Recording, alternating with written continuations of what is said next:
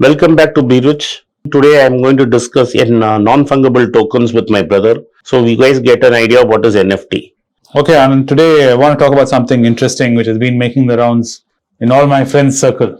Especially, it seems to be heated up now with all the news it's getting, this NFTs, non-fungible tokens, that is the future of art.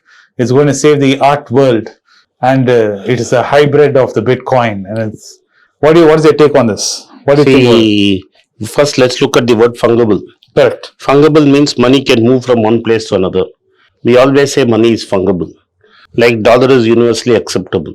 So it can change hands and there's anonymity. So you have a bag full of dollars, I take it away. It becomes my dollars. So it cannot be transferred. It can be easily transferred. Correct. Whereas a non-fungible token is a currency which cannot be transferred unless there is a proper sale recorded in a ledger.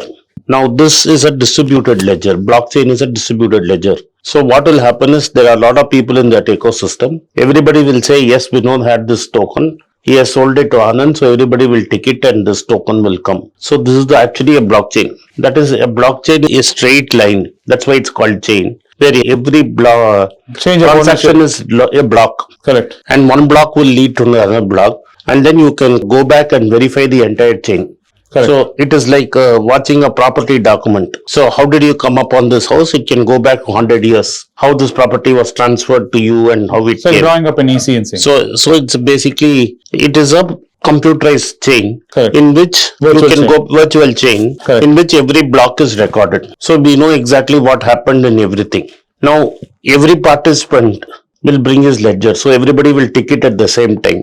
But this ledger is the way money was transferred before. Suppose I issued a check. Correct. Now the check would go to you, will deposit in your bank. Your bank will send it to my bank. They will have a ledger in which they will write a debit note. Correct. And send it back to you saying that we have debited. That bank will credit it. End of the settlement, these two banks will settle the money among ourselves. That's why it used to take 3 to 4 days for a check to get credited. Correct. This is how everything is a ledger.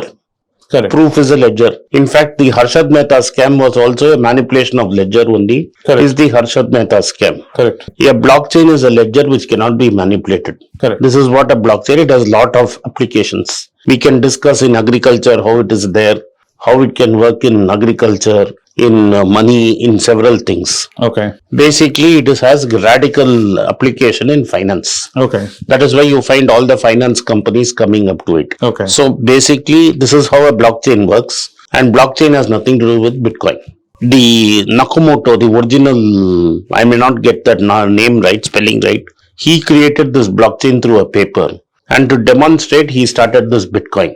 Now all ledgers will go and mine using software, mine a Bitcoin, and the Bitcoin will be put up. Correct. Now, this technology once is known is common to everybody. Yes. So the Bitcoin need not be the only currency. So then the Ethereum started. Now there are thousands of currencies. Correct. Each currencies. Correct. Okay. Each one is competing with the other. Correct. Now, like there are derivatives in 2008, you had housing mortgage derivatives. Correct. There is a derivative of this blockchain method. So Bitcoin you take out the currency and you substitute it with art. Now, before what it was is, I own Mona Lisa. Now the Mona Lisa is with me. If it is stolen from me, it's gone. I have to file a police complaint and take it.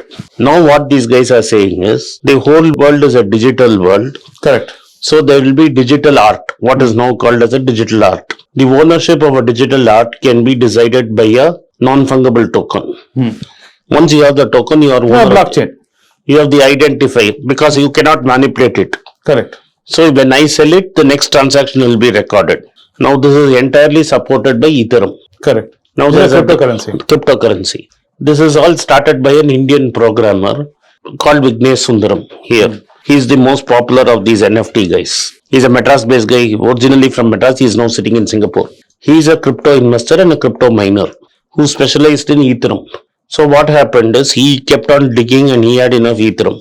There is one particular painting, digital art, 500 days or 5,000 days, yeah. 5,000 days, which he bought using 4,000 and odd Ethereum. Now Ethereum is valued at $2,000 or some number, whatever is the At the number. time when he did it. Bought it, and so the value came to $64 million. Does it mean that he owns the work? No, he doesn't own the work. He owns the digital version of the work. Does it mean others? No, doesn't know the copyright either. No, wait. He owns the digital version. Just because he owns the digital version, does he have a copyright? He doesn't have a copyright. Correct. That means I can also copy 5,000 days and put it in my website. Correct. He cannot object it. Correct. He cannot raise an objection. So he is not a owner. Correct. What is he a owner? He is a owner of a token which says that he is the owner of that. So I can't copyright. He's actually got the rights to show display the He picture. has the right to display that painting in a digital art museum. Right? Correct. I cannot lease it to 10 people. Like if you want to copy my book, I can give you a copyright and I can collect royalty. You can print the book and sell. Every time you sell my book, I'll get some money. Can he do that? He cannot do that. He cannot make copies of it. He cannot stop somebody else making copies. Correct. He cannot stop somebody. Then what is ownership? If I own Mona Lisa, only when I show Mona Lisa, people can see Mona Lisa. Correct. The Rothschilds are some of the biggest owners of art. Correct. So what they have done, they have stored all their wealth in art. Whenever they display it, you can, and you are invited, you can see it. Correct. Not anybody can go and see the The same Rothschild thing art. is what they're saying in the virtual world. No, but you're right. What you're saying is, anybody Because can, he has the painting. he doesn't have the painting. He only has the picture of the He has painting. only the token which says that he is a owner. True. Whereas the Rothschild has the bloody painting. Correct. So he takes it off and locks it in a cupboard. It's a locks in a cupboard. Correct. You can't even print those paintings without their permission. Yeah. Now, if the more famous case is the Duke of Wellington. Original Duke of Wellington went to Spain. Spain was captured by Napoleon. Correct. He conquered Spain for them and he saved all their art treasures of the Spanish royal family. They allowed him to choose and gave him works of masters, which is still displayed in his original house, Aspley House, Correct. where the 10th or 11th Duke of Wellington is collecting money every time you see it. Correct. So everybody knows Duke of Wellington, everybody knows what painting is there. Correct. You want to see the painting, you will go to London, pay the money and see it. Yes, but Right. In this case, he has displayed it. Nobody is going to pay money to enter the digital Correct. museum and see it. Correct. Right? He can't resell it. He can resell only the token. Correct. I can take that 5,000 days and digitally master it and put it another copy. Correct. So this is an elaborate scam like Tulip. Creating an artificial demand Creating an artificial for a demand. product that doesn't even exist. The product does not even exist. You don't have the ownership of the product. There's no product for There is no product. It's all imaginary. It's all in virtual. Correct. Like in history, there have been lot of bubbles. Correct. I have known of the Mississippi bubble, the South Sea bubble, and before that the tulip bubble. People thought tulip is more valuable than currency. So lot of people have done lot of foolish things. In fact, the great Newton Correct. lost a lot of money in South Sea bubble. Absolutely right. He is one of the greatest scientists of all time. He lost money in that. Correct. So it does not mean that somebody very intelligent is doing it. You are right. Correct. Okay. Now what is fueling this bubble is because the world has been printing money since 2000. Correct. There was a last big crash. tech crisis. Yes. Most of these millennials won't even know it. Correct. There is a crash in the tech and Alan Greenspan started lubricating the system with money. That system for 2008 there was a Musical crash. chair is what's going on. You famously keep telling me about it. Musical chair. Yeah, so then again this will have started to print. When the music stops, we don't know. When the music stops, you don't know. Whether the music will stop, yes, it has stopped. Correct. Because in 1980, When it will stop, we don't know. Paul Volcker took interest rates to 20% to crush inflation. Correct. You are saying this time it's different. I don't know whether it's different. And whether for me any asset has to generate cash flow or I should That be should able be something you can actually let go. like gold. But we'll come to gold some other day, Correct. We'll talk about that next time. Yes. next time. But the point is, it is Comparing not crypto and gold, what's the difference? Yeah, we'll talk Yeah, about that. but there is absolutely nothing physical. I can't go take it and leave it somewhere else. Correct. Right? And who is guaranteeing it? He says it's in the metaverse, digital. That means Mark Zuckerberg can turn off that museum anytime he wants. True. Right? You are saying distributed trust. All that is there if there is a regulator. There's no regulator in this. There is no regulator. There's In nothing. Ethereum, I read a paper where one block somebody did hanky-panky and they took 50 million. Correct. So what did the rest of the guys got together and said that 50 million is not valid. Correct. But you could not stop it. There's a very famous paper on that. Correct. Right? To maintain a crypto universe, you need power, you need engineering, you need a lot of electricity. Correct. Even NFTs require a lot of electricity. Electricity, that is basically you need to spend money in dollars. Yes. What return is it giving? It's not giving any returns. So basically you are spending cash and you are not getting anything in return. So it is what operating on a greater full theory. True. So your advice to people who wish to think NFTs are a safer investment to Bitcoins, you would say don't believe in this. I come from Charlie Munger school and Buffett school.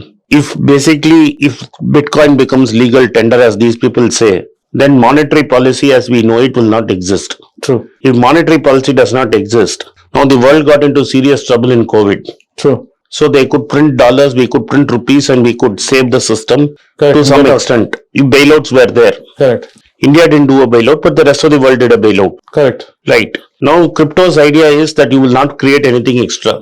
If there's a crisis and Bitcoin is the currency, You're stuck. you're stuck.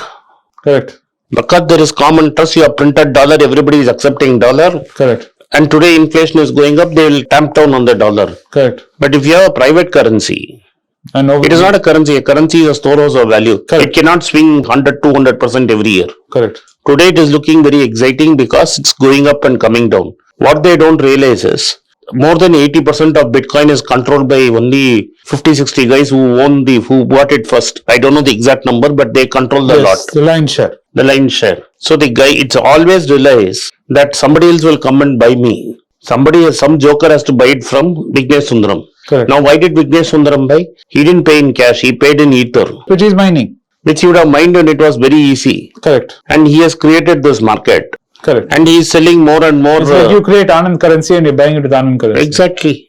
True. Facebook is a currency, yes, stock is a currency. When they acquired Instagram, they gave Facebook currency. Correct. As long as the Facebook is a good company, Facebook stock is valuable. When Facebook stops performing, the value of stock will come down.